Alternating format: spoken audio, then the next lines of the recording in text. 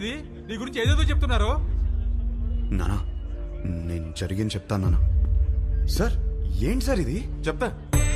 ఏమయ్యా ధనంజయరావు, ఈ ఎంగేజ్మెంట్ మీరు నచ్చి ఫిక్స్ చేసుకున్నారా, లేక ఇతనికి మీ కూతురు నచ్చి చేసుకున్నారా? ఆ రోజు నా కూతురు సూపర్ అని అందరి ముందు చెప్పాడు కదా. ఆ, ఇప్పుడు నా ఇంటికి వచ్చి నా కూతురు సూపరు పెళ్లి చేసుకుంటానని అడిగితే ఏమన్నది తన్ని? ఈ ఒక్క మాట అన్నందుకే నీ ఫ్యామిలీ మొత్తం పందులు గుంపుల్లా. పిచ్చి పిచ్చిగా నా ఫ్యామిలీ గురించి నీకేం తెలుసు? నువ్వు మంచోడని నీ ఫ్యామిలీ మంచిదని నువ్వు భజన చేసుకుంటూ నేనే వెదవ్వి. ఆ రోజు అడిగావు కదా, ఇప్పుడు చెప్తున్నాను నువ్వు వెదవ్వే. అయిపోయావు నువ్వు. You finished. ఇదొక కేసా? పెట్టి కేసు. మీరేం వరి అవ్వకండి, నేను ఉన్నానుగా, నాతో రండి. ఆనర్, నిజంగా వాళ్ళ అబ్బాయి అంత గొప్ప క్యారెక్టర్ ఉన్నవాడైతే చాలా సంతోషించాల్సిందే. కానీ నేను మోపిన అభియోగాలన్నీ నిజం. ఆ కుర్రవాడి క్యారెక్టర్ వరస్ట్ అని నా క్లయింట్ మాట్లాడుతున్నాడు. మీరు పర్మిషన్ ఇస్తే సాక్షుల్ని మీ ముందు ప్రవేశపెడతాను. ఎవరు ఎవరికి క్షమాపణ చెప్పాలో ఇక్కడే తెలుసుకుందాం యువర్ ఆనర్.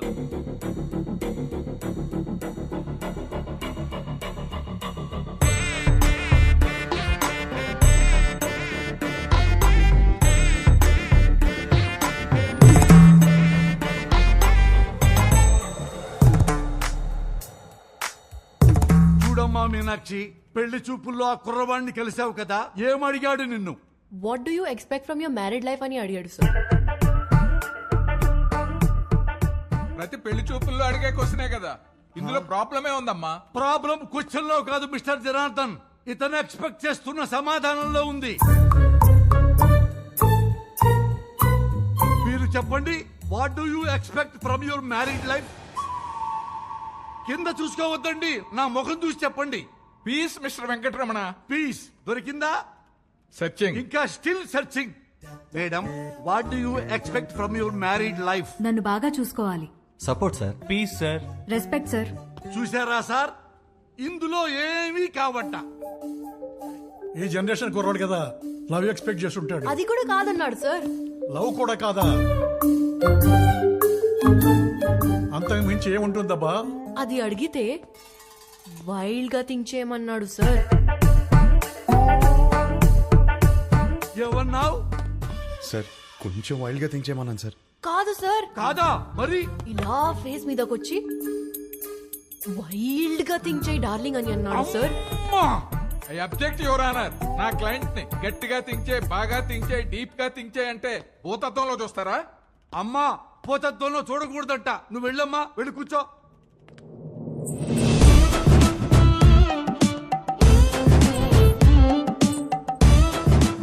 ఏమ్మా, నిన్ను కూడా అదే క్వశ్చన్ వేశాడా? ఈ క్వశ్చన్ కి ఆన్సర్ ఇచ్చిండు. ఏమిచ్చిండు? ఇడ్లీ వడ సాంబార్ అన్నాడు సార్. ఇడ్లీ వడ సాంబారా? అదేంటిది?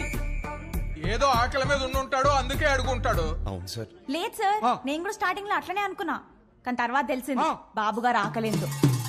ఏం ఆకలయ్యా నీకు? చూడండి ఎందుకెళ్ళి ఎట్లా సైకిల్ చేస్తున్నావు. ఏం చేసిండు? నా బాడీ నాది కాదంట సార్, అమ్మనీయం. మరి ఆయనదంట. సార్ విన్నారా? ఈ అమ్మాయి బాడీ ఈ అమ్మాయిది కాదంట, అతనిదంట. ఎంత డబుల్ మీనింగ్. అమ్మా, నువ్వు పోయి నేను చూసుకుంటా, నువ్వు పోయి నేను చూసుకుంటా. హలో, ఏమ్మా, నా బాడీ నాదే, సమజైందా? మొత్తం నీదేనమ్మా, కింద నుంచి పైదాకా పో. ఏమడిగావయ్యా అమ్మాయిని? సార్ యాక్చువల్లీ నా మీనింగ్. ఆ మీనింగ్ లో అర్థం తెలుసుకోవడానికే యువర్ ఆనర్ మరో కొత్త సాక్షిని ప్రవేశపెట్టమని రిక్వెస్ట్ చేస్తున్నాను.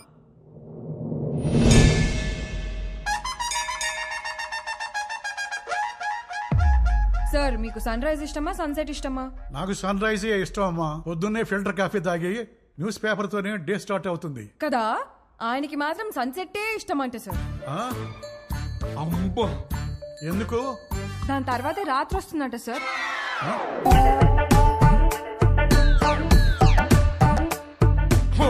పొగన్నావు.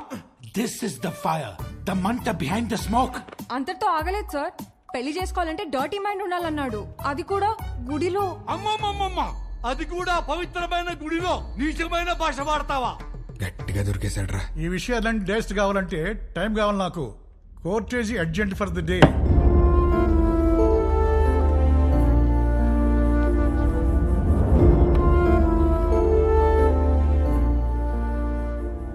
చేసిందంతా చేసి ఏం ఆలోచిస్తున్నావు? ఆ అమ్మాయి నా గురించి ఏం ఆలోచిస్తుందో. ఆహా, ఇంకా అమ్మాయి గురించి ఆలోచిస్తున్నావు బాబు? అక్కడ చూడు మీ నాన్నగారి పరిస్థితి. క్షమించండి, తప్పు మా వైపే ఉంది. వాడి పెళ్లి జరగకపోయినా పర్వాలేదు, వాడి ఫ్యూచర్ పోతుంది. దయచేసి కేసు వాపస్ తీసుకోండి. ఓకే, నేను కేసు వాపస్ తీసేసుకుంటా. బట్ ఆన్ వన్ కండిషన్, 24 అవర్స్లో ఇండియా వదిలి వెళ్ళిపోవాలి. ఓకేనా?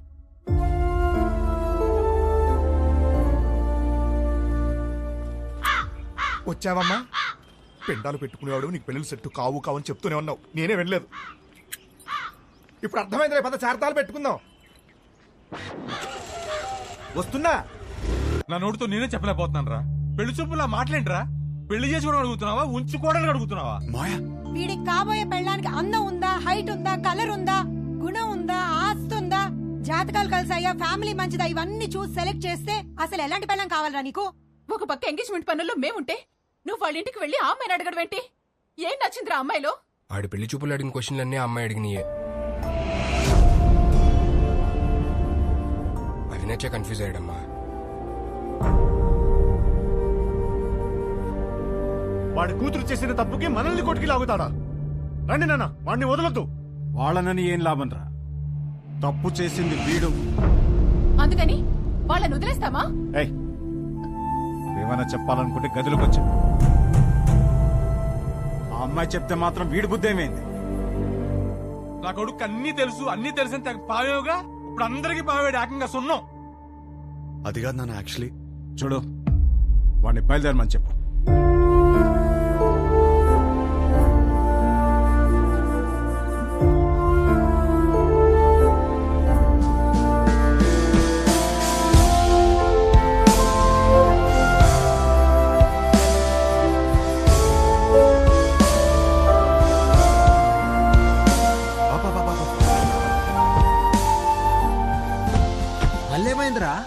అమ్మాయిని కలిసేసి వస్తాను రా ప్లీజ్.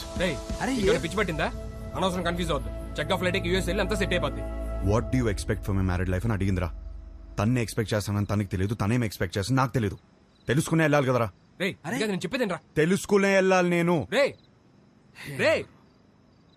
గుడ్డోడు ఎవడో తెలుసా? కళ్ళు లేనివాడు కాదు, ఓన్ ఒపీనియన్ లేనివాడు. సో అర్థమైంది అనుకుంటా. ఓన్ ఒపీనియన్ లేకపోతే లైఫ్ ఇడ్లీ వడ సాంబారే. That's all for night. This is Vibha signing off. Thank you. Thank you. Hey, darling. నువ్వేంటి ఇక్కడ? Come. ఈ పాటికి ఫ్లైట్ ఎక్కేసి ఉంటావు అనుకున్నాను. ఏంటి ఇలా వచ్చా? నీకు తెలియదా? ఏంటి? వచ్చిన సంబంధాలు అన్నీ వద్దనుకుని నీకోసం నీ ఇంటికి వచ్చి అడిగాను. నా ఫ్యామిలీ నేను కరెక్ట్ కాదంటున్నారు, నా ఫ్రెండ్స్ ఏమో నేను కన్ఫ్యూజ్గా ఉన్నానంటున్నారు. నువ్వేమో అనుకుంటున్నావు, అది నాకు ఇంపార్టెంట్. కొత్తగా అనుకోవడానికి ఏముంది డార్లింగ్? నిన్నిప్పుడు కాదు, నువ్వు ఇండియా రాకముందే నిన్ను రిజెక్ట్ చేశా. యుఎస్ లో జాబ్ చేస్తున్నాడు, మంచి ఫ్యామిలీ అన్నీ ఉన్నాయి, 20 రోజులు లీవ్ దొరికిందంట, పెళ్లి కోసమే వస్తున్నాడు. నువ్వు ఓకే అను, వెంటనే పెళ్లి. ఏమంటావు? వీడు మాత్రం వద్దు. 20 రోజులు లీవ్ దొరికిందని ముహూర్తం ఫిక్స్ చేసుకుని పెళ్లి కూతుర్ని వెతకడానికి వస్తున్నావంటేనే అప్పుడే అర్థమైంది నీకు పెళ్లి గురించి ఏం తెలీదు, చేసుకోబోయే అమ్మాయిలో ఏం కావాలో తెలీదు, అసలు నీ గురించి కూడా నీకేమీ తెలీదని. నాకు తెలీదా? నాకు తెలియదంటావా? నాకు పెళ్లికి ముందు యుఎస్ జాబ్ సంపాదించాను, ఇల్లు కొనుక్కున్నాను, లైఫ్ లాంగ్ నా పక్కన ఉండిపోయే అమ్మాయిని పోషించడానికి కావాల్సిన అన్ని సంపాదించాను. మోస్ట్ ఎలిజిబుల్ బ్యాచిలర్ అనే పేరు తెచ్చుకున్నాకే పెళ్లికి రెడీ అయ్యాను. పెళ్లికి మాత్రం ఎలిజిబిలిటీస్ ఉంటే సరిపోదు, కాపురానికి కూడా కావాలి. కాపురానికి ఎలిజిబిలిటీయా? అసలు ఎక్కడైనా విన్నావా? ఎలిజిబిలిటీ అంటే జీవితాంతం వాడు పక్కనే ఉండి పోషించగలడా అనే చూస్తారు ఎవరైనా. నాకు జీవితాంతం పక్కనుండేవాడు అక్కర్లేదు, దగ్గరుండేవాడు కావాలి. పక్కన దగ్గర తేడా ఏంటి? చూడు, మళ్ళీ నన్నే అడుగుతున్నావు. ఏయ్, నేను ఒక అమ్మాయి నుంచి ఎక్స్పెక్ట్ చేసేది సర్దుకుపోయే గుణం. నేను అంతే. నేను షబ్బా. నేను సర్దుకుపోను, సర్దుకుపోయేవాడు కూడా నాకొద్దు. నువ్వు కూడా నన్ను అడిగావు కదా what you expect from your married life అని. కావాలంటే ఇప్పుడు చెప్తా. తెలుసు, ఇడ్లీ వడ సాంబార్ నన్ను ముంచుకొని తినే. No, I expect great romance in my married life. మొత్తం ఓయ్ కాఫీ ఇటు. నాకు ఒకటి అర్థమైంది, నువ్వు అసలు రియాలిటీ తెలియని ఒక అమ్మాయివి. నీ ఫిలాసఫీలు పెళ్లి చేసుకోవడానికి పనికిరావు, ఉంచుకోవడానికి పనికొస్తాయి. ఇప్పుడు చెప్తున్నాను విను. I'm expecting a good wife, a nice family, kids, అన్నిటికీ మించి లవ్. ఇంతే, ఎప్పుడైనా ఇంతే ఎక్స్పెక్ట్ చేస్తాడు. నాకున్న ఎలిజిబిలిటీస్ తోనే ఇవన్నీ దొరుకుతాయి. నాకు పెళ్లి జరుగుద్ది, నా లైఫ్ హ్యాపీగా ఉంటుంది. కానీ నువ్వు మాత్రం పిచ్చిదానిలా తిరుగుతూనే ఉంటావు. ఇది నా opinion, my own opinion. Bye. అనవసరంగా కన్ఫ్యూజ్ అయ్యాను. డార్లింగ్, బాగా ఎమోషనల్ అయినట్టున్నావు. ఆన్ అ లైట్ నోట్ ఒక క్వశ్చన్ అడగనా? నీకు సన్ రైజ్ ఇష్టమా, సన్సెట్ ఇష్టమా? నాకు మాత్రం సన్ రైజ్ ఇష్టం.